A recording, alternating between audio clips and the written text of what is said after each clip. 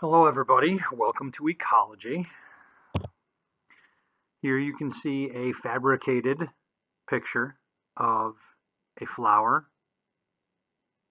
a dragonfly, a frog, and then a snake. What does this picture represent to you when you think about it? If you said food chains, nice job, because that's exactly what it is. Of course, the dragonfly gets energy from the producer, which is the plant. The frog gets energy from the dragonfly after he eats it, and the snake gets energy from the frog after he eats it. So this is how energy moves through our food chain. It goes up the food chain, starting at producers, primary consumer, secondary consumer, and the snake is the tertiary consumer. What we're going to be talking about over the next couple PowerPoint presentations here. Pen out. So, ecology is the study of interactions among organisms and in between organisms and their environment. So how do organisms interact with each other and how do they interact with the environment? The biosphere, just like it sounds, bio, prefix for life, sphere meaning our planet. So it is everywhere where we find life on the planet. That includes down into the ground. We've gone about 7 miles down, drilling wise, and we still find bacteria down there. And up in our atmosphere, in our clouds, we also find bacteria up there. So our biosphere is all of the space where life can be found on the planet. Now, what's interesting is if you were to compare the Earth to an apple, the biosphere of the Earth is about the same thickness as the skin of an apple if you were to shrink the Earth down to the size of an apple. So you can see actually how incredibly small the biosphere actually is when you think about it and compared to the size of the Earth. Biotic, very important term you're going to need to know. We're going to talk and use this term a lot. Biotic is all of the living things that are in the environment. The opposite of that, of course, is the abiotic, or the non-living parts. Now, one does not work without the other. So when you talk about the living parts of the environment, they are dependent on the non-living parts of the environment, all right? So things are organized into groups. These groups are known as species. These species are similar enough to one another genetically that they can breed and produce fertile offspring. Now, a population is a group of individuals that are all in the same area that belong to the same species. For example, we could talk about the population of the red squirrel species in Thornell Farm Park. Now, a community is an assemblage of different populations that live together in a defined area. We could talk about the red squirrels, the gray squirrels, the black squirrels. We could talk about the hawks. We could talk about the crows and the sparrows. All of that makes up the community of Thornell Farm Park. An ecosystem. An ecosystem, of course, is the largest portion. It is the collection of organisms that all live together in a particular place, and this includes their living and non-living or physical environment. Finally, a group of ecosystems is known as a biome. The biome has the same climate and a similar dominant communities. So, for example, we live in a deciduous forest biome. A deciduous forest is a forest that loses its leaves in the winter. There's also a boreal forest biome, that is the pine trees that maintain their leaves all year round. That's right, pine needles are actually leaves. There's a tropical forest biome. There is a desert biome. You get the idea. So, in our very first slide, we talked about energy flow. Now, if it wasn't for sunlight, there wouldn't be any energy to move through the earth, through the ecosystem, I should say, not through the earth, through the ecosystem on the surface of the earth. So that sunlight provides the beginning portion of energy. Now, humans, animals, anything other than autotrophs, anything that's a heterotroph, cannot get energy from the sunlight. So if it wasn't for autotrophs being here, we actually couldn't survive because there would be no energy to move through the ecosystem.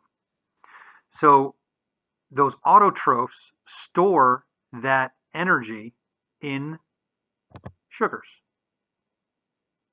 which we've talked about before. How plants take carbon dioxide, water, and sunlight energy, and they reshape or take those same atoms and reform those into sugars. Now remember, C6H12O6 is bound together by what type of bonds?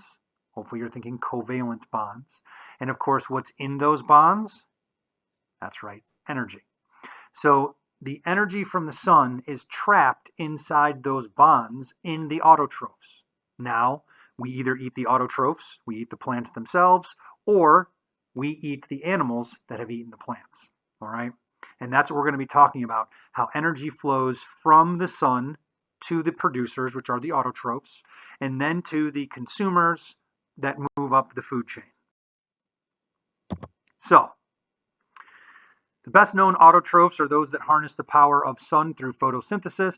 Those are known as photoautotrophs.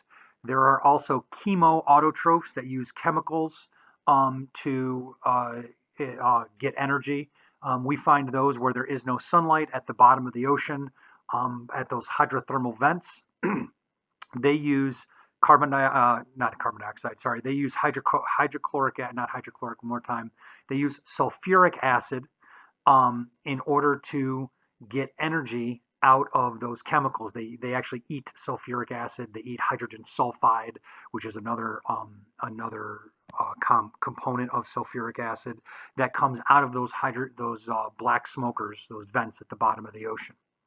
So even if the sun were to disappear, all the plants were to disappear, there would be some life on the planet. It just wouldn't be found on the surface of the earth. It would be found deep down underneath in the oceans.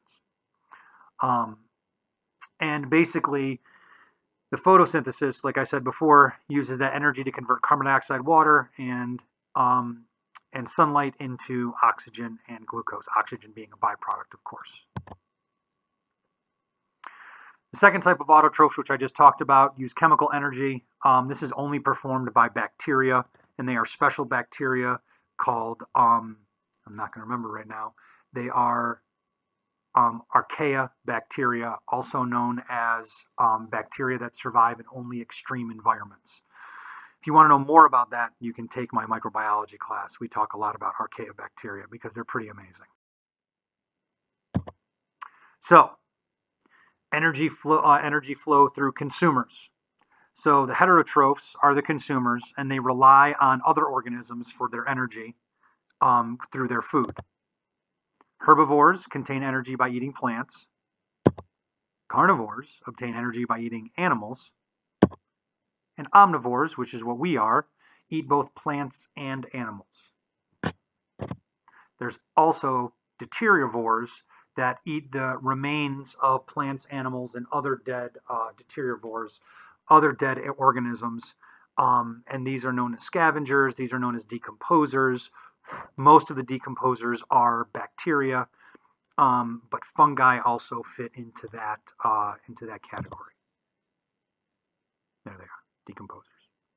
Break down organic matter into inorganic matter, which is very important, of course, because if you didn't break down organic matter into inorganic matter to be reused by the producers, then we wouldn't have any raw materials to make new molecules with to break down to get energy out of. We'd eventually run out of carbon atoms. We'd eventually run out of oxygen and hydrogen atoms.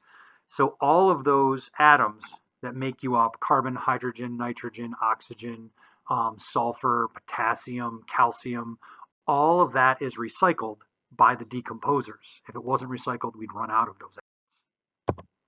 So energy flow only goes in one direction. Starts at the sun, autotrophs, which are the producers, and then through various heterotrophs, which are the consumers, and finally the decomposers, which recycle all of those into inorganic compounds, which then can be moved and used again to make new organic compounds, and the whole process continues.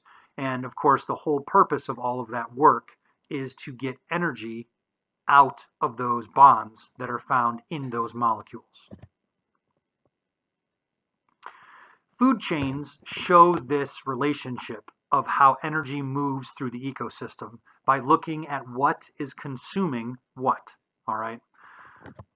Now, the whole idea of that consumption is to take a look at those food chains, is to take a look at how those relationships are being produced. And those relationships, those feeding relationships, basically create food webs, which is a much more complex interaction of actually what's happening within an ecosystem. And basically, food webs are a bunch of food chains that are linked together. Each step in the food chain or food web is called the trophic level. Producers always make up the bottom or the first step of the food chain or the food web, and consumers make all of the higher levels of those food chains. As you move up a trophic level, and so the primary consumers, it'd be the first trophic level, the secondary consumers, the second trophic level. Get the idea. So let's take a look at a very simple food chain here. Of course, all energy starts at the sun. Sunlight energy comes down, is able to be absorbed by the producers, and those producers take that sunlight energy, trap it in sugars, and our primary consumer is our caterpillar. He's the first one eating the food, eating the producer. So he is getting energy from the molecules of sugar from the plant. He's getting that sunlight energy. The frog then eats the caterpillar. The frog gets its energy from the proteins and things that are made by the caterpillar. The snake then eats the frog, and finally the owl then eats the snake. Now, if we were to have decomposers in here, eventually the decomposers would get the owl, so that the decomposers would actually be the final step in this food chain.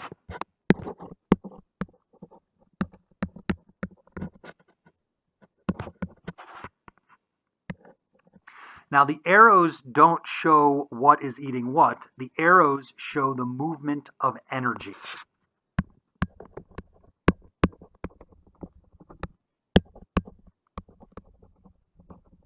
And that's all that matters in the food chains, is the energy flow. How is that energy moving from one organism to the next? So there it is. Food chain indicates a transfer of energy from producers to a series of organisms which feed upon each other. An aquatic food chain, very similar. Again, starting with the sun and then making our way through the food chain, showing that the producers, the primary consumers, secondary consumers, tertiary consumers, and then finally we would be what's known as a quadrantary consumer.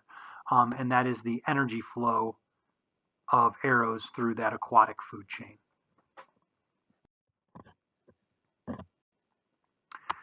Here we see a food web, a series of interrelated food chains which provide a much more accurate picture of what's actually going on in the food web and what is actually eating what, in order to get a better idea of how that energy moves.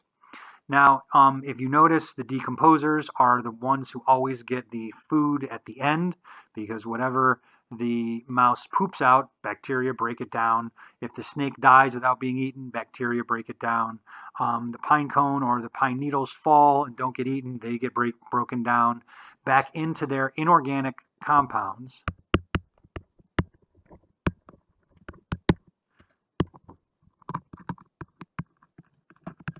And those inorganic compounds are then picked up by the producers, the autotrophs, which use the sunlight energy in order to allow this whole process to continue.